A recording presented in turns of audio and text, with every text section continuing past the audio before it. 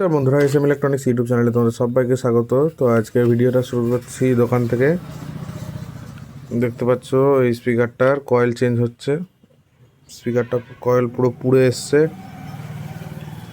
এটা এমনভাবে পুড়েছে যে ভেতরগুলো লেয়ার একটু একটু শর্ট হয়েছে, যার কারণে এটা ভেতরে মাঝে মাঝে স্পার্কিং হচ্ছিল।